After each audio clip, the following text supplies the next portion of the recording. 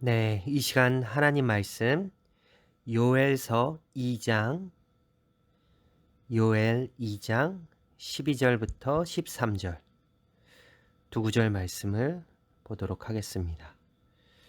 요엘 2장 12절 13절 제가 읽도록 하겠습니다.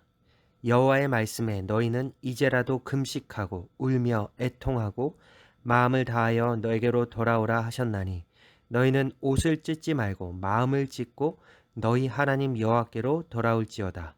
그는 은혜로우시며 자비로우시며 노하기를 더디하시며 인애가 크시사 뜻을 돌이켜 재앙을 내리지 아니하시나니. 아멘. 2019년도에 아이돌 그룹 마마무의 멤버였던 솔라가 큰 화제였습니다. 그 이유는 콘서트에서 그녀가 옷을 찢는 엔딩을 보여줬기 때문입니다.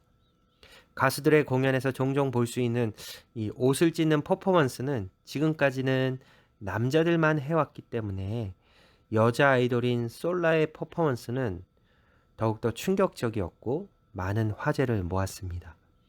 이 무대에 대한 인터뷰에서 이 솔라라는 가수는 이렇게 얘기를 했습니다. 많은 남성 아이돌 분들께서 옷을 찢는 퍼포먼스를 많이 하는데 왜 여성분들은 안 하실까?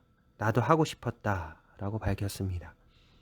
과거에 옷을 찢는 퍼포먼스는 지금처럼 방송에서 볼 수 있지 않았습니다. 가수 B는 과거에 생방송 무대에서 옷을 찢는 퍼포먼스를 했고 위에 올라가서 사과하고 내려왔다고 합니다. 하지만 점차 하나의 퍼포먼스로 이해되기 시작했고 짐승돌이라고 불린 아이돌 2PM 그들도 옷을 찢는 퍼포먼스로 유명했죠.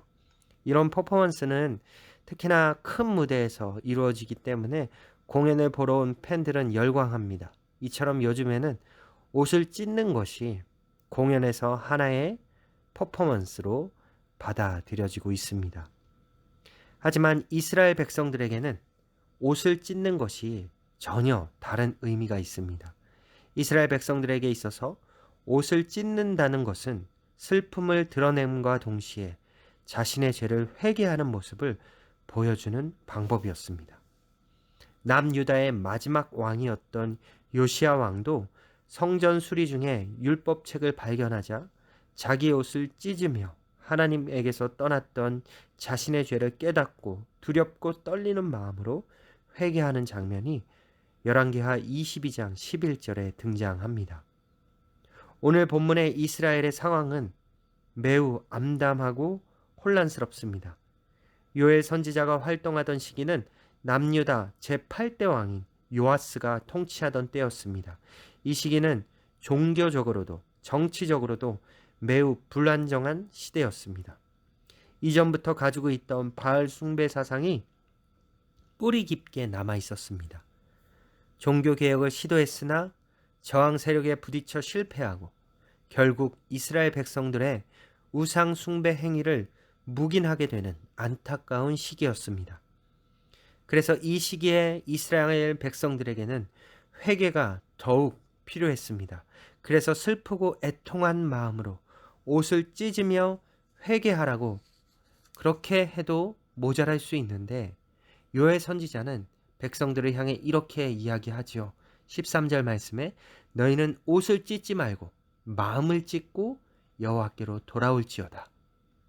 왜 옷을 찢지 말고 마음을 찢으라고 했을까요? 옷을 찢는 것이 회개의 표시로 비칠 수도 있지만 그 행동이 자칫 형식적인 행동으로 끝날 수도 있기 때문입니다. 마치 옷만 찢으면 진정한 마음의 돌이킴 없이 회개가 끝난 것으로 생각하는 것과 같습니다.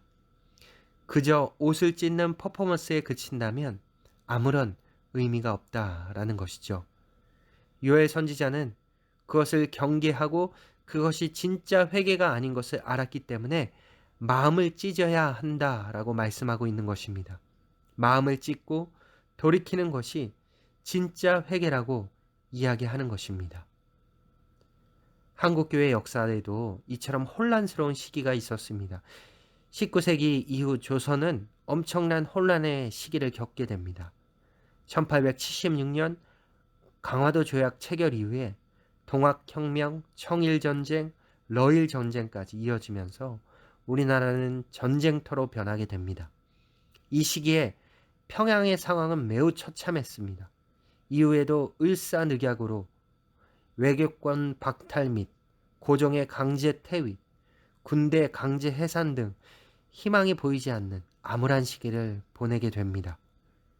이러한 시기에 한국교회도 마찬가지로 혼란스러웠습니다. 이 시기에 평양에 있던 선교사들은 절박한 심정으로 사경회를 준비합니다. 사경회란 것은 성경 공부를 하거나 성경에 대한 강의를 듣기 위한 모임을 말하는 것이죠.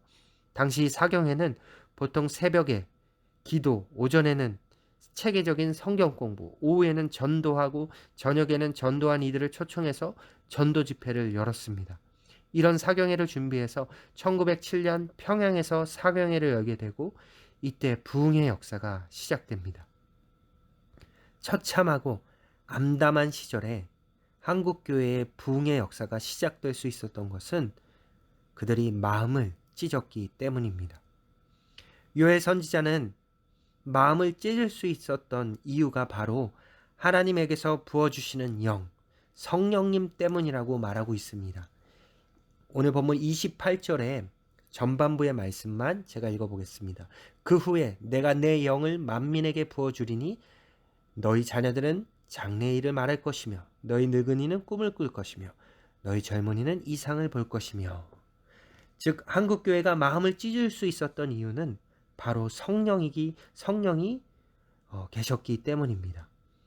1907년 평양에서 부흥이 시작될 수 있었던 것도 성령님 때문입니다. 성령으로 인해서 그날 많은 사람이 회개했고 그 회개의 물결이 흘러넘쳐 한국교회는 암담한 현실에서 희망의 빛이 되었습니다.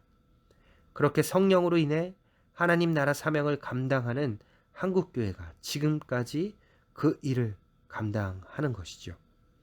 한국교회는 암담한 상황 속에서도 마음을 찢으며 회개함으로 희망을 보여주었습니다. 요엘 선지자도 암담한 이스라엘 상황 속에서 마음을 찢으며 회개해야 한다고 부르짖습니다. 형식적인 회개가 아닌 성령 충만함으로 인한 회개가 있을 때 하나님 나라 사명이 시작되는 것입니다. 이제는 우리가 먼저 회개해야 합니다. 그렇게 우리는 하나님 나라 사명을 감당하는 교회가 되어야 합니다. 오늘도 우리와 함께 하시는 성령님이 계시기 때문에 우리는 마음을 찢으며 회개할 수 있습니다. 내 힘으로는 하나님 나라 사명을 감당할 수 없지만 성령이 함께 하시면 가능합니다. 여러분 모두 성령 충만함으로 마음을 찢으며 회개함으로 하나님 나라 사명을 제대로 감당하며 살아갈 수 있기를 간절히 바랍니다. 오늘 하루도 허락하신 하루 가운데 성령님과 동행하며 맡겨주신 사명을 잘 감당하는 귀한 하루 되시기를 주님의 이름으로 축복하고 소망합니다. 기도하시겠습니다. 하나님, 감사드립니다. 주님께서 또 새날을 허락하셨습니다. 특별히 3월 1일, 3월의 첫날을 허락해 주셨는데 하나님, 이 만연한 또 봄 날씨를 앞으로 경험하게 될 때 하나님의 살아계심을 느끼게 도와주시고 또 하나님과 동행함을 저희들이 감사할 수 있기를 원합니다. 또한 우리에게 성령을 보내주심에 감사를 드립니다. 우리의 회개가 옷을 찢으며 보여주기식의 급급한 형식적인 회개가 되지 않게 도와주시고 우리가 성령 충만함으로 하나님 나라 사명을 제대로 감당할 수 있도록 도와주옵소서. 감사를 드리며 예수님의 이름으로 기도했습니다. 아멘. 네, 오늘도 힘찬 하루 시작하시고 그리고 각자가 기도함으로 오늘 하루를 시작하시기 바랍니다.